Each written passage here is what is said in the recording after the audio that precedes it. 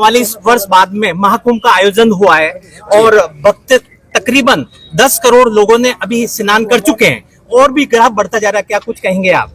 यह अद्भुत है। भारतीय सनातन संस्कृति इतनी अद्भुत है, जिस सनातन संस्कृति में हम सब हैं। ये गौरव की बात है कि 144 वर्ष बाद इस महाकुंभ का आगाज हो रहा है, जो भव्य है, दिव्य है, एकता का प्रतीक है, सामाजिक समरसता का प्रतीक है, सबको एकत्व करने का प्रतीक है।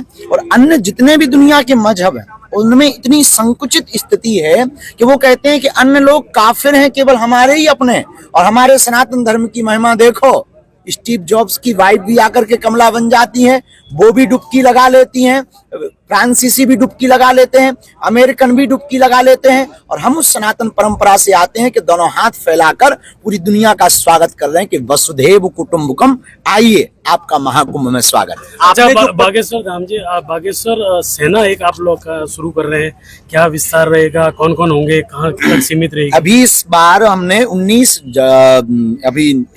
जनवरी को आदिवासी जनजागरण महासम्मेलन रखा और पूरे देश के लगभग 22 बसें आपके राजस्थान की गई, जिसमें 1200 आदिवासी परिवार महाकुंभ की तरफ यात्रा में निकले थे। वो बागेश्वर धाम पर उस आदिवासी जनजागरण सम्मेलन में सम्मिलित हुए। उसका उद्देश्य केवल इतना है, कन्वर्जन के लिए, धर्मांतरण के लिए सबसे सॉफ्ट टारगेट हमारे आदिवासी भाई परिवार हैं। वो प्रकृति मित्र हैं, वो प्रकृति के नजदीक है, जल जंगल जीवन ही उनका सर्वोपरि है।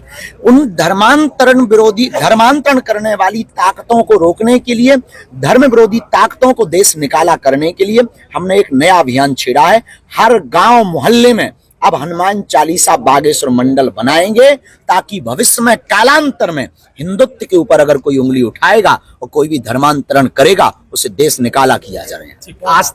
आस्था के जो प्रयागराज में रील बनाने पे आपने जो बड़ी बात कही है, 2 युवतियां भी इसमें शिकार हुई है, क्या कुछ कहना चाहेंगे उसमें? हम किसी के भी, देखिए, हम भी इस आप लोगों तक पहुंचे तो कहीं ना कहीं रील और मीडिया का और सोशल मीडिया का बड़ा हाथ है। लेकिन कहीं ना कहीं वर्तमान समय में महाकुंभ अपने मुद्दे से भटक रहा है। उनके प्रति हमारी संवेदना है, चाहे वो कोई भी बहन हो या कोई भी बाबा जी के बारे में चर्चा हो।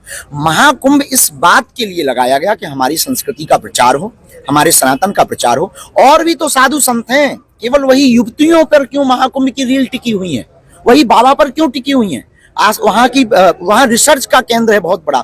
इतने 40 करोड़ लोगों का मैनेजमेंट कैसे हो रहा है, इसका बहुत बड़ा मुद्दा है। ये रिसर्च का बहुत बड़ा विषय है। इतने साधु महात्मा आते कहाँ से हैं, जाते कहाँ हैं, अखाड़े कितने हैं, संगम का महत्व क्या है, हम हिंदुत्व पर काम कैसे कर सकें, कन्वर्जन कैसे रोक सकें, और जो चले गए उनकी घर वापसी कैसे करवा सकें, और भारत को हिंदू राष्ट्र कैसे बनाया जा सके। महाकुंभ इसके लिए रखा है। और हमें लग रहा है कहीं ना कहीं महाकुंभ अपने उद्देश्य से भटक रहा है।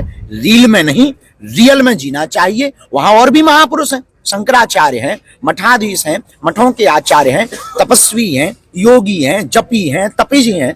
इसलिए हम कहते हैं कि जिंदगी में रील में नहीं, रियल में जीना चाहिए। इसलिए हमने कमेंट किया, पर उन बच्चियों पे कमेंट नहीं है, उन लोगों पे कमेंट नहीं। उनकी कोई गलती नहीं।